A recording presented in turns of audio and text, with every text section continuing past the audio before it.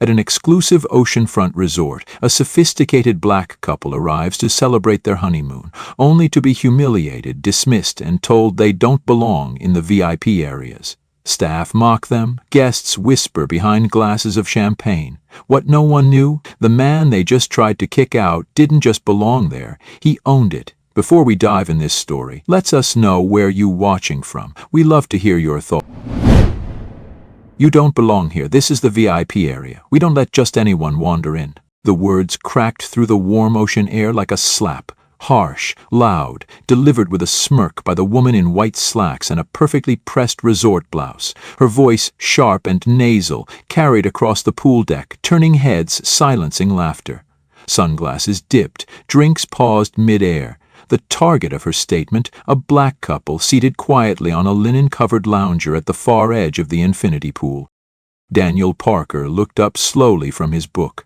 His eyes, deep and unreadable, met hers with calm precision. His posture remained steady, but something behind his gaze darkened, like still water stirred by a sudden gust. Monique shifted beside him, the silk of her white sundress rustling gently as she straightened her spine. Her lips parted, but no words came, not yet. The sting of that sentence still echoed in her chest. They'd arrived 2 days ago at Whispering Palms Resort, the crown jewel of South Carolina's coastline, nestled high above the Atlantic near Charleston, a place that promised discretion, elegance, and first-class service to its wealthy, overwhelmingly white clientele. And yet here they were, sitting in silence while being told, quite publicly, that their very presence was an offense. "We're honeymoon guests," Daniel said, voice low, restrained. "Penthouse suite." The woman, Stacy, her name tag announced with forced cheer, squinted as if trying to see through them. "Right, but see, this section is strictly for platinum wristband holders." "I don't see any on you." Daniel's tone didn't waver. "We were never given wristbands." Stacy folded her arms.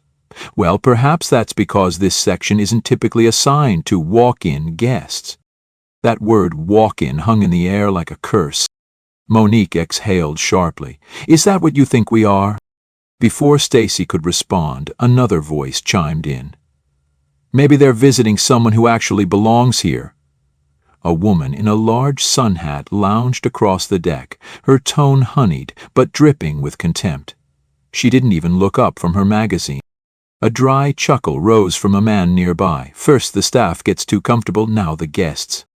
Monique's fingers dug into the edge of the chair. Her knuckles whitened. She stood up slowly, her sundress clinging to her skin in the humid air. "Excuse me," she said, her voice trembling, not with fear but fury, coiled tight in her throat. "Who the hell do you think you're talking to?" Stacy raised a hand, as if calming a wild animal. "Ma'am, please, this is a peaceful space. We don't want to cause a scene." "You already did," Daniel muttered, rising to stand beside his wife. His presence was calm but commanding, like a storm that hadn't decided whether to break. "All we did was sit down." A staff member hovered nervously nearby, clutching a tray of untouched drinks. The young waiter, barely out of high school, watched the scene unfold, unsure whether to intervene or disappear. No one offered them their champagne. No one apologized. Instead, Stacy leaned closer. "If you two won't leave on your own, I'll have to call security. It's nothing personal." Daniels laughed, short, breathless, held no humor. "Nothing personal?" he repeated, voice flat. People were watching now, phones tilted subtly, eyebrows lifted. A man near the towel counter began filming. Monique turned to Daniel, her voice low but urgent. "Baby, this is enough. Say it. Say who you are." But Daniel didn't flinch. He pulled his phone from his pocket and tapped the screen, gaze still fixed on Stacy. "Get me Savannah headquarters," he said calmly. "Tell them Daniel Parker needs to speak to the director. Now." Stacy frowned. "Savannah? I don't—" Before she could finish, Monique turned away, her heels clacking against the deck as she walked toward the exit. Her shoulders were squared, chin high, but her eyes shimmered behind her sunglasses. Daniel followed. He paused only once, at the towel stand. The man still filming raised his brows in curiosity. Make sure they see it all, Daniel said, voice colder now. Not just the part where we walk away. They disappeared into the main building, the hush behind them louder than any insult. What had started as a peaceful afternoon had turned into a public humiliation, an accusation without words, delivered with smiles and uniforms.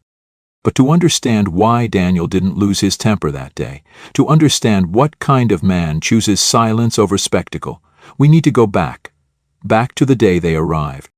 Because the truth didn't begin at the pool, it started the moment they stepped into that lobby.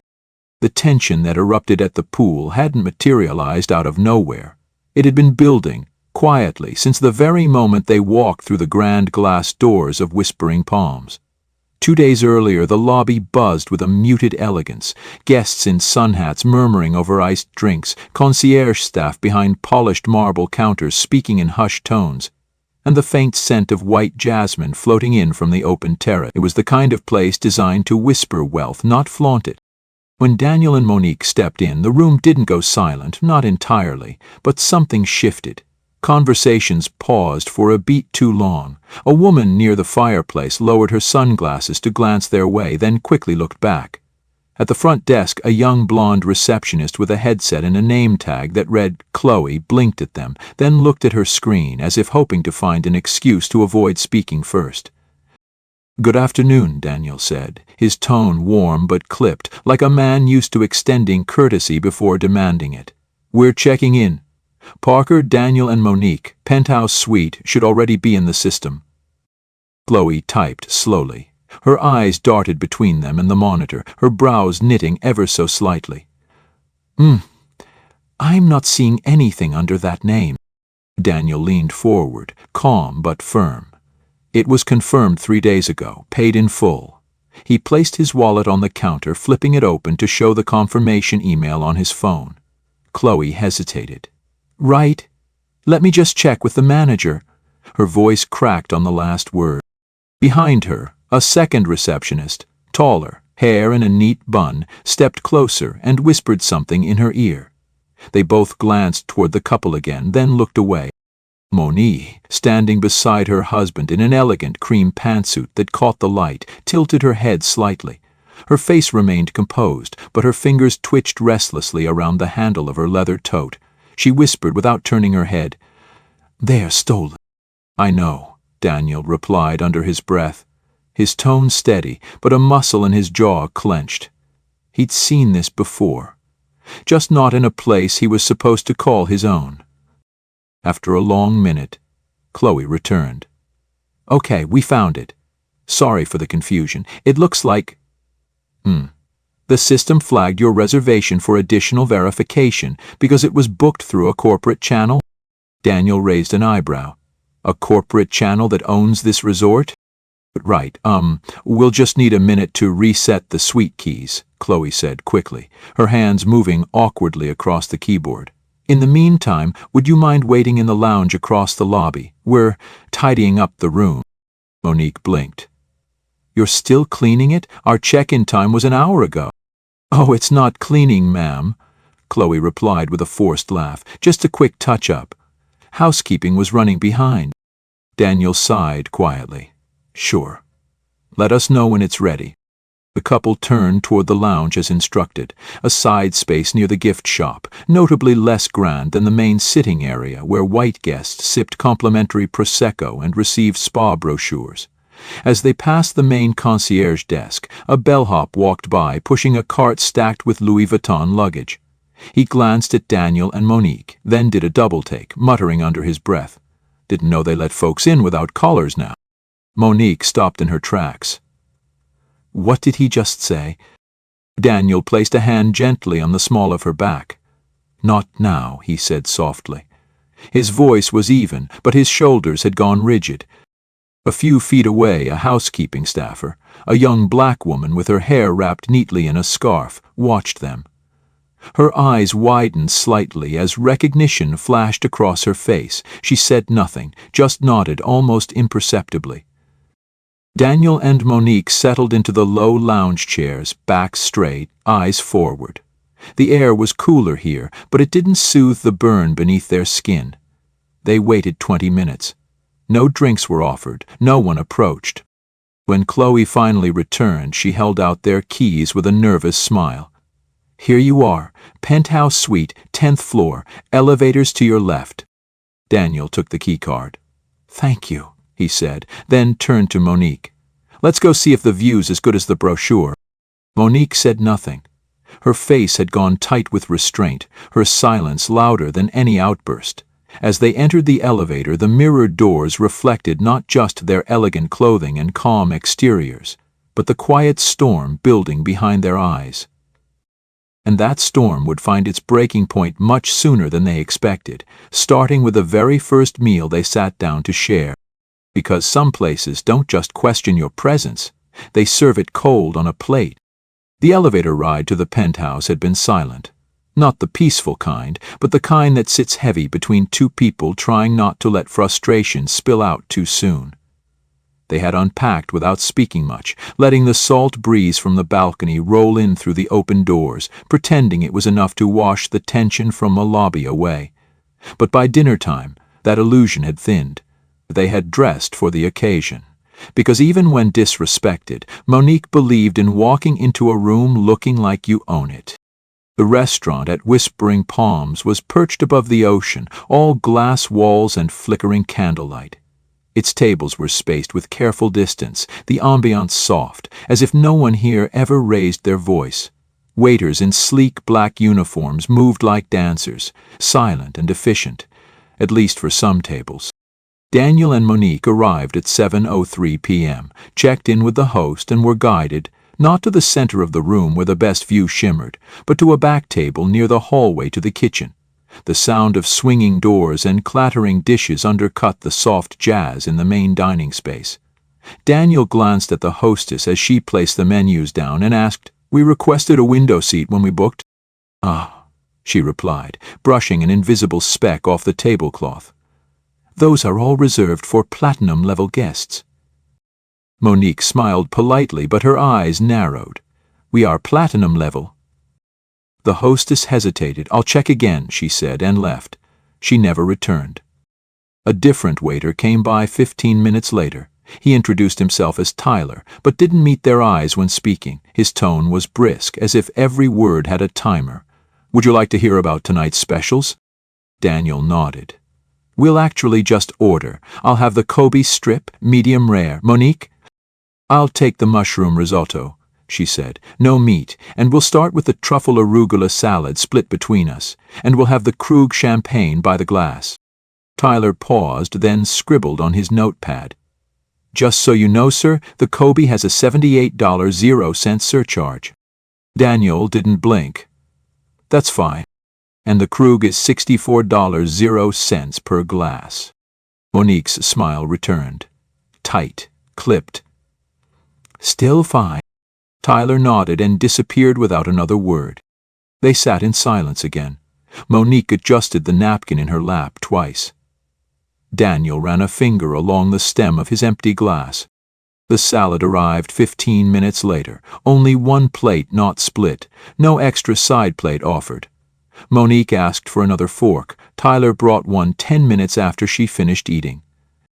Then came the entrees. Daniel's steak was room temperature.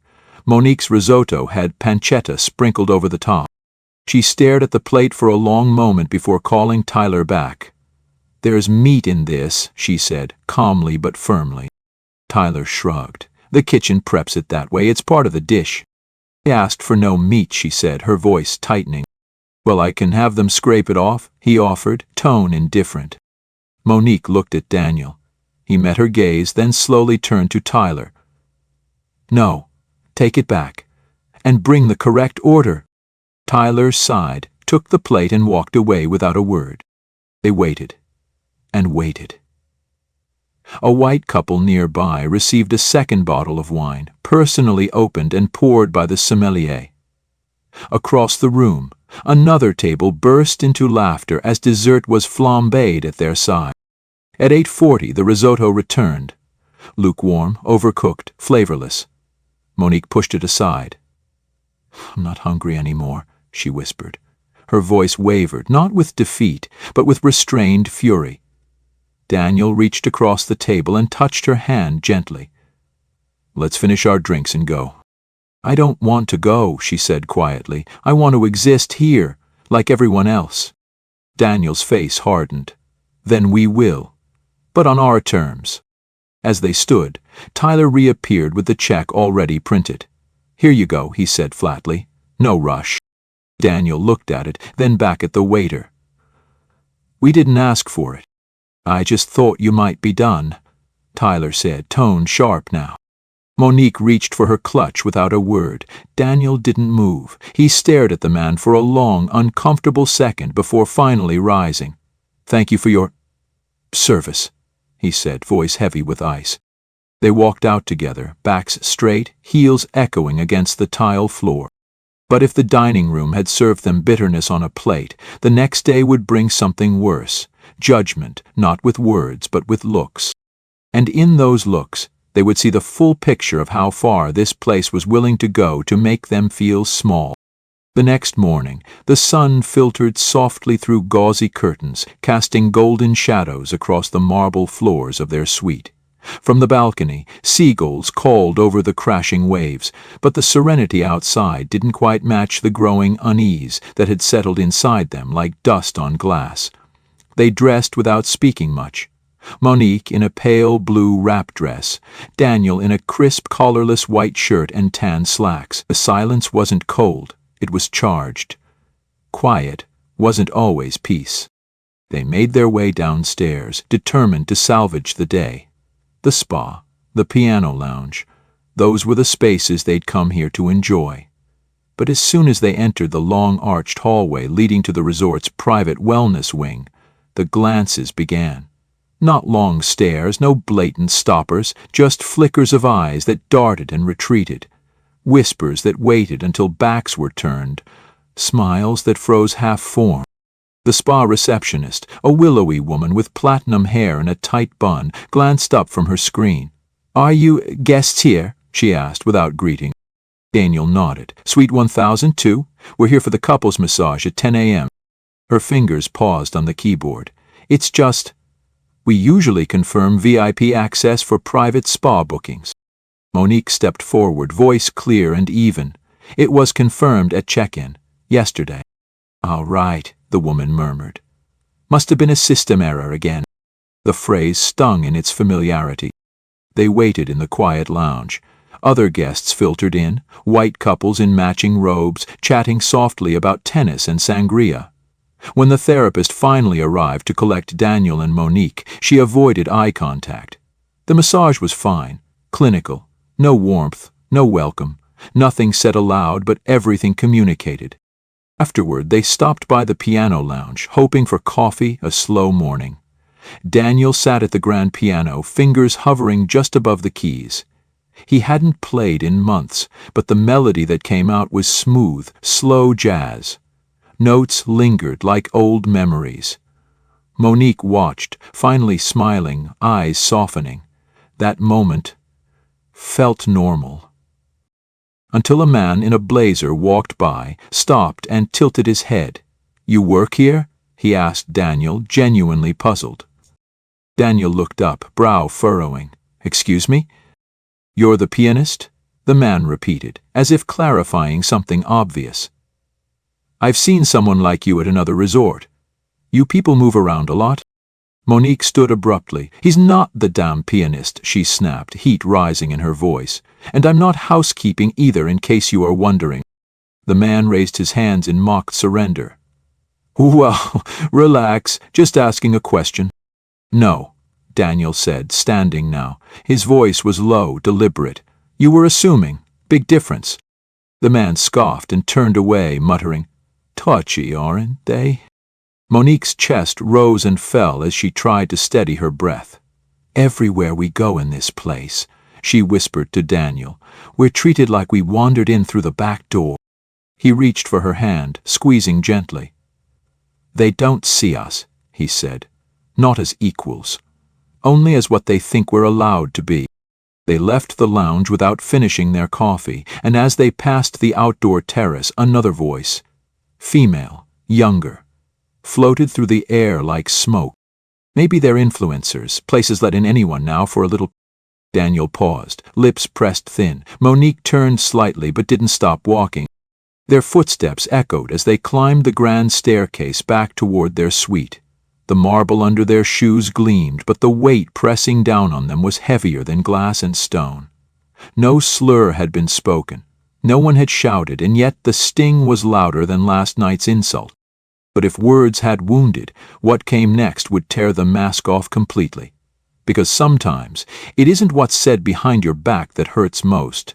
It's what's said to your face, in public, loud enough for everyone to hear. And by the pool, under the sun, they were about to be put on trial. The sting from the piano lounge still clung to them like sea salt in the air. After retreating to their suite, Daniel had stood for a long time at the balcony, staring at the ocean, fists resting on the rail. Monique had said nothing. She simply sat on the edge of the bed, shoes off, her dress wrinkled from sitting but still pristine in grace. For a while, the only sound was the distant cry of gulls and the hum of the air conditioning until Daniel's phone buzzed. He glanced at the screen, then answered quietly, "Yes, this is Parker."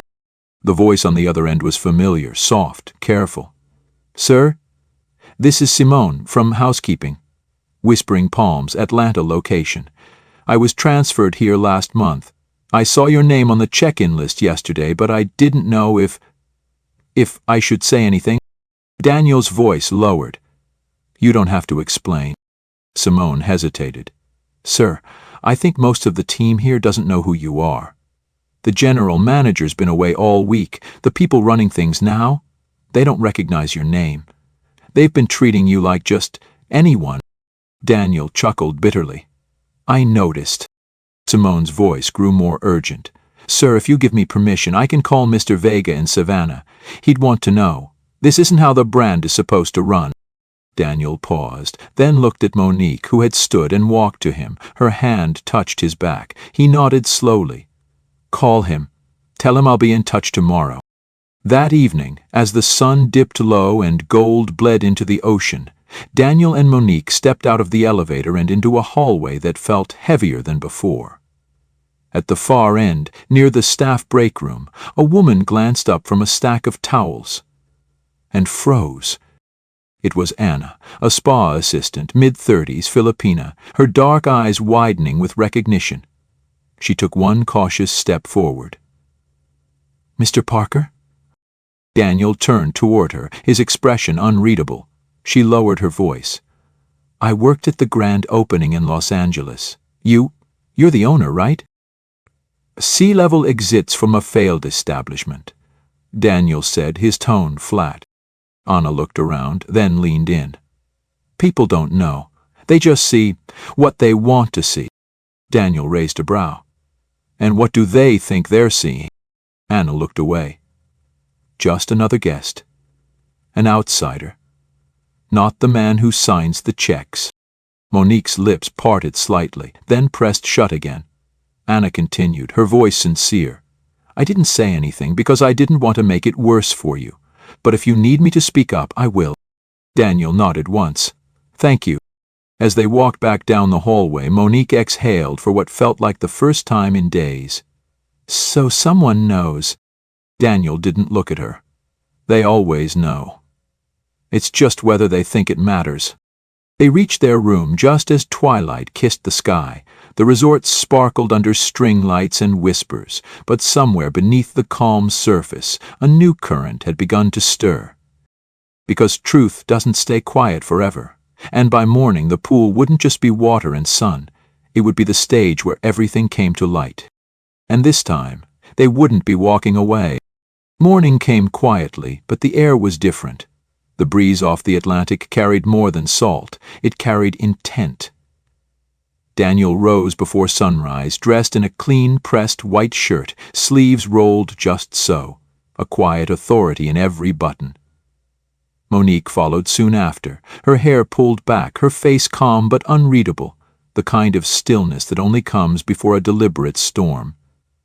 They spoke little, but each movement was measured, purposeful. Today they were not walking quietly anymore. By 10 a.m. the pool deck was alive with soft chatter, glistening skin, clinking glasses.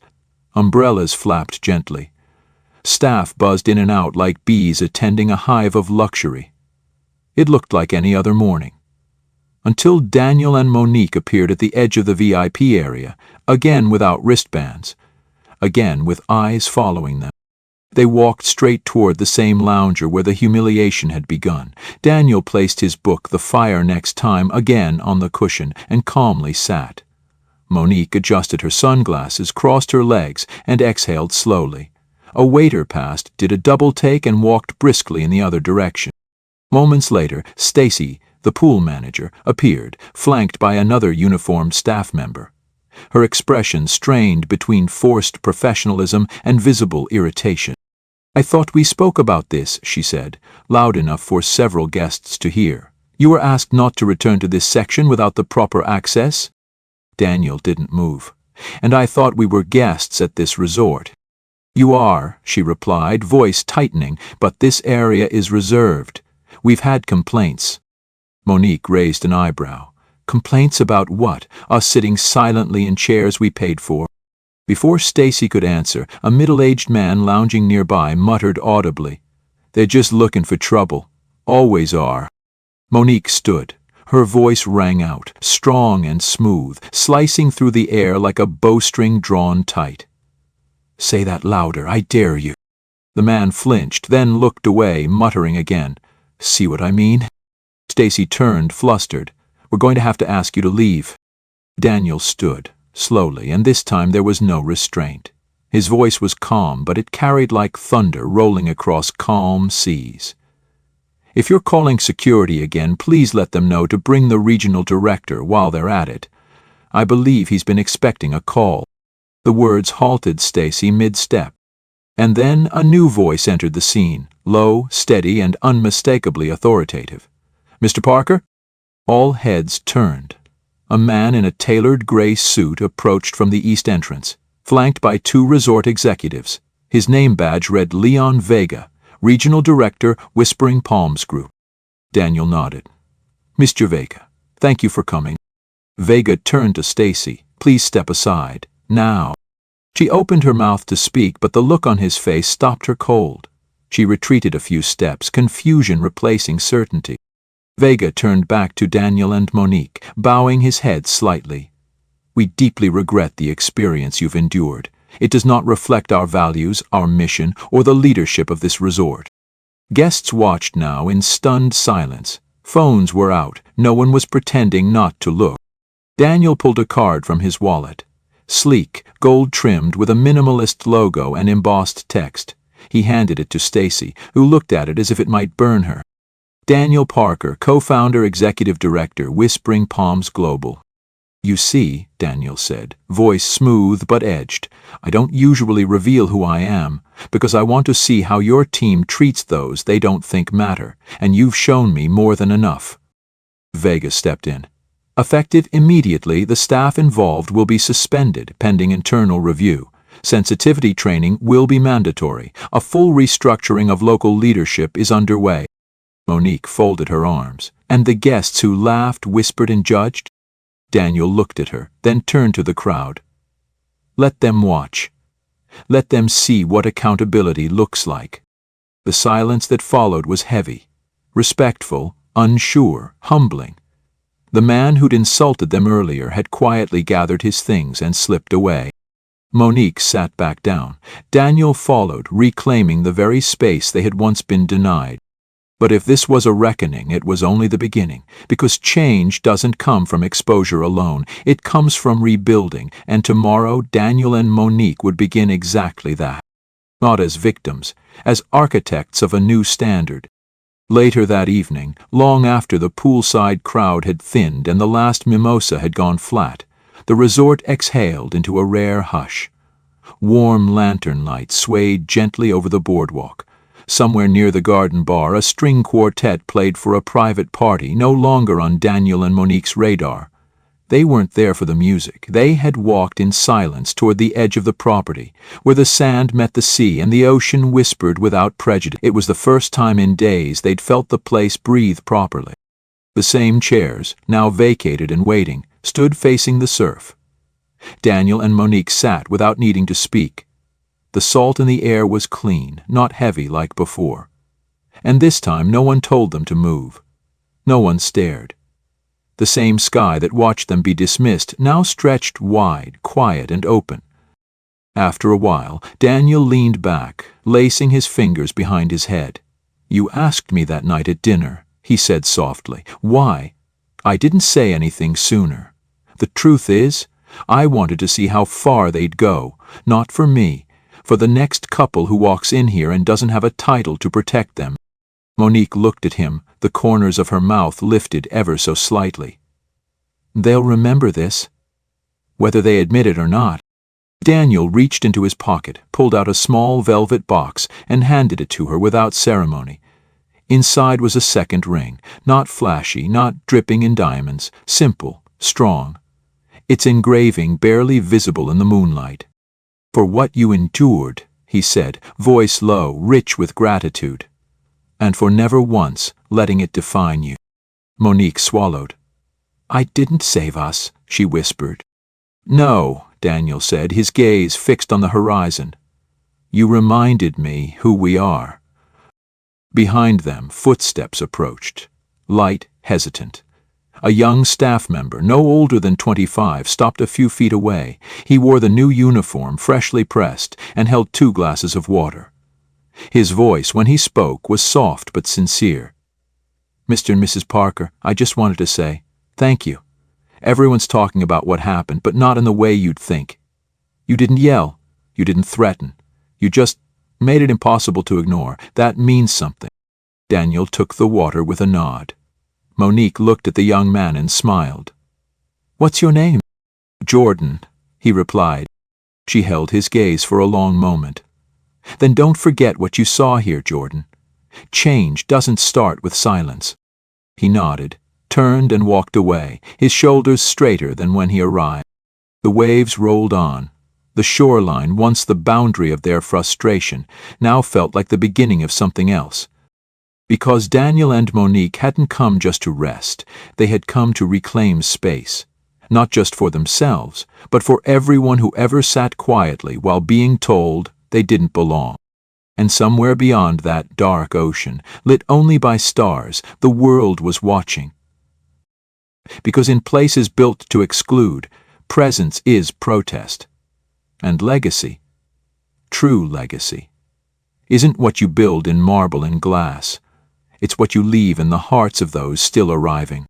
And for Daniel and Monique, this was only the first wave.